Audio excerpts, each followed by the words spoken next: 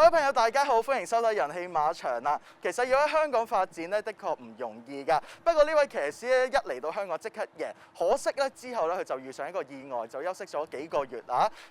不過好彩咧，佢翻嚟之後咧，依然交出好好嘅成績啦。結果咧就以9場賽事咧完成咗佢咧首個喺香港嘅賽季啊。今年佢更加帶埋佢嘅 family 嚟到香港，究竟佢係邊個咧？就係呢個嘉里啦。Hello, Luke. Welcome back to Hong Kong. And it was your first season last season, and with 9 winners. And can you tell us how do you feel? Yeah, good. It was a hard start to my Hong Kong career.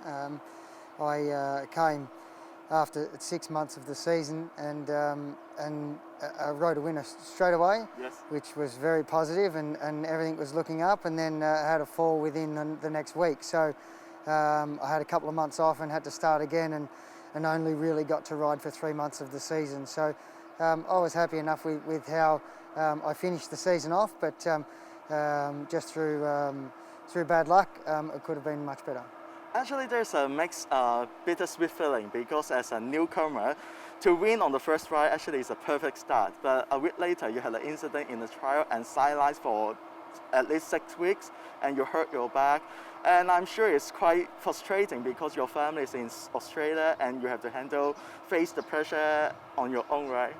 Yeah, it was a challenge. It was quite hard to get my head around staying here on my own without my family support. But I really did.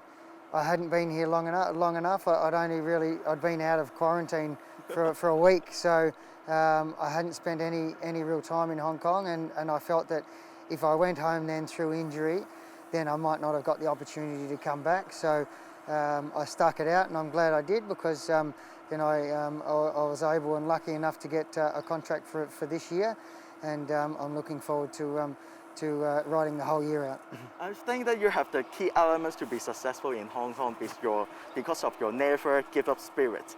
So it's just like even you had some incident and you had a bad experience, but you never give up and even take the chance and to show how good you are. And so I think on the 4th of May, and then you taste your first double. So you tell some press about it, the feeling is just like, oh, it's the biggest win ever you have. So I'm sure that the procedures and the process that you go through has been tough, but at the end it's a perfect ending, right?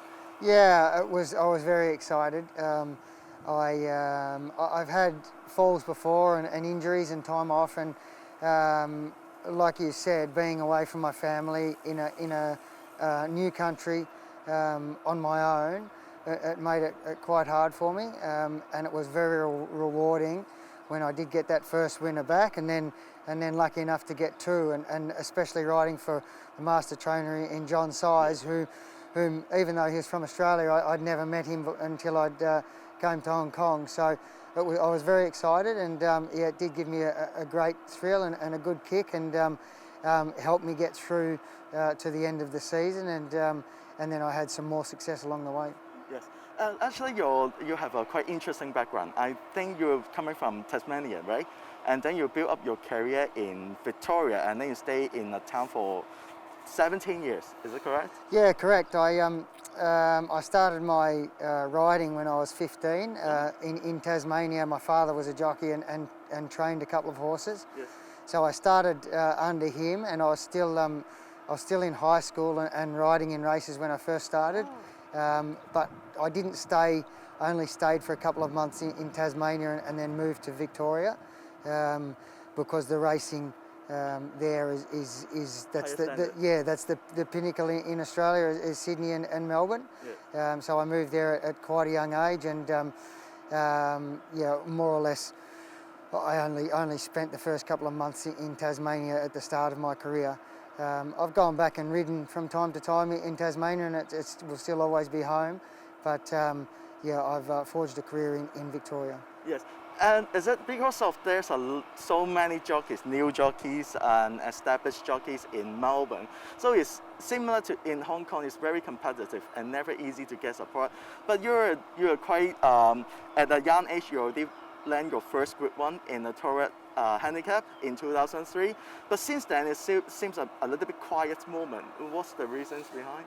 Yeah, look, I was quite successful as an apprentice, and when I first became a senior rider, I was very successful and rode that Group 1 winner. And then not long after, I had a bad fall and broke my neck, and had a few sort of ongoing injuries there for a while, and thought about giving the game away. And I'd been brought up in it. Like I said, my father was a jockey, and my whole family are sort of interested in racing, so it was something that was too hard to give away.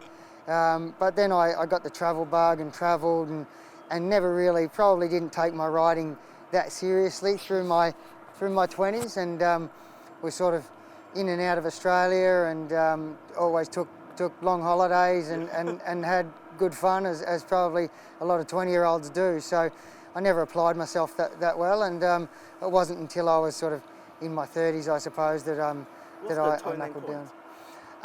The turning point, I would say, was probably meeting my wife. Wow.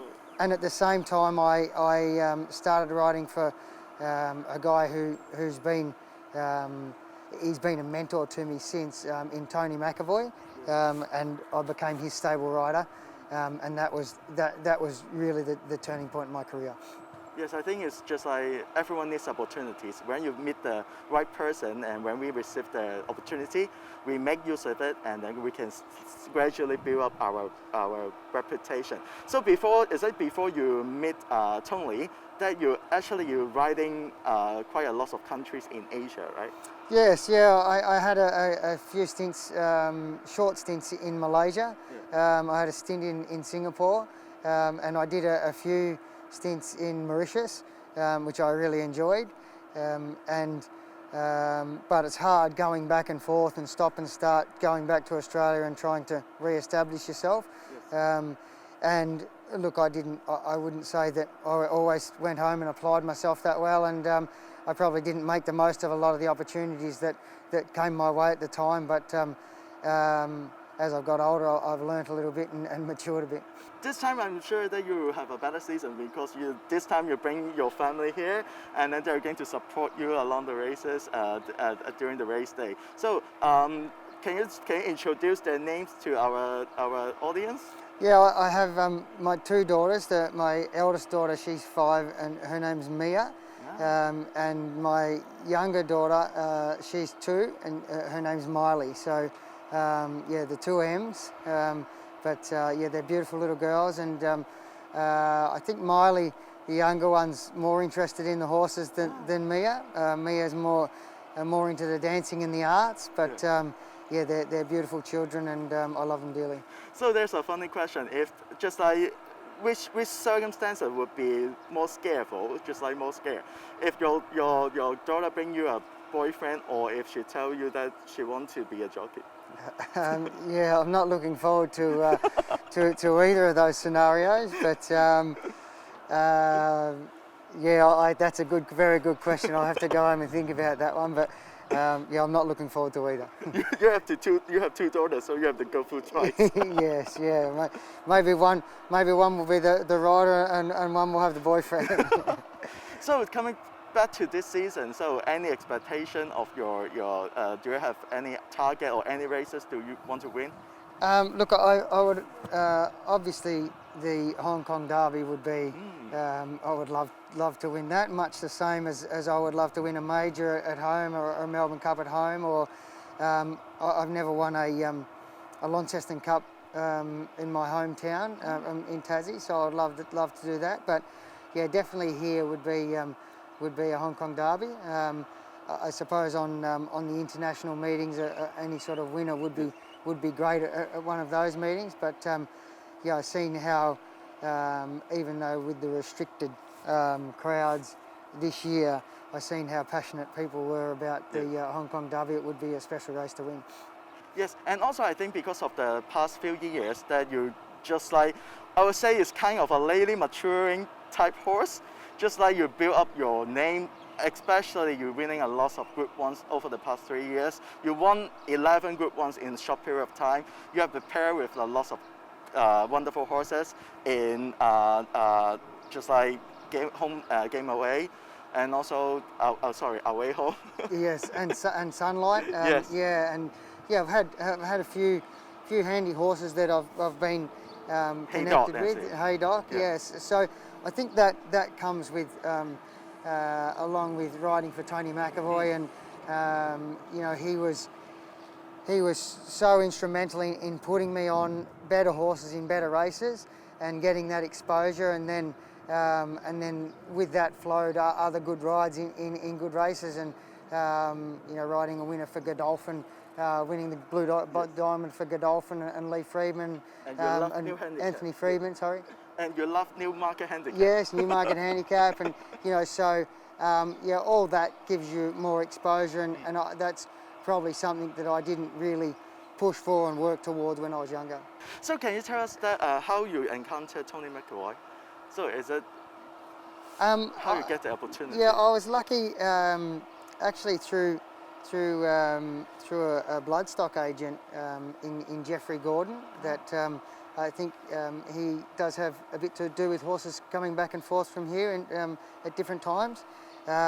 His stepson Nick Ryan, who's a trainer and was a great jockey, and he rode in Hong Kong. Yeah. One of my best friends, and he is actually good friends with Tony McEvoy's main owner. Yeah. And they were looking for a jockey, and he mentioned me and said that I was probably just floating along and was a bit of a wasted talent at the time. Yes. And that's how it all started, and I just worked as hard as I could, and slowly gained the confidence of not only Tony McEvoy but Wayne Mitchell, his main owner, and it snowballed from there. Yes. What horse racing brings you the most? I suppose a sense of being horse racing. It's been something that I have been involved in my whole life since I was a little boy, and for as long as I have any memories, I was at the stables or around horses, and yeah, that's horse racing's who I am. That's who people recognise me as, and that's where I will always be. Without horse racing, I wouldn't be the person I am. Thank you very much, Luke, and it was a wonderful chat, and I wish you all the best, winning more races and even the Hong Kong Derby in the future. Thanks very much for having me.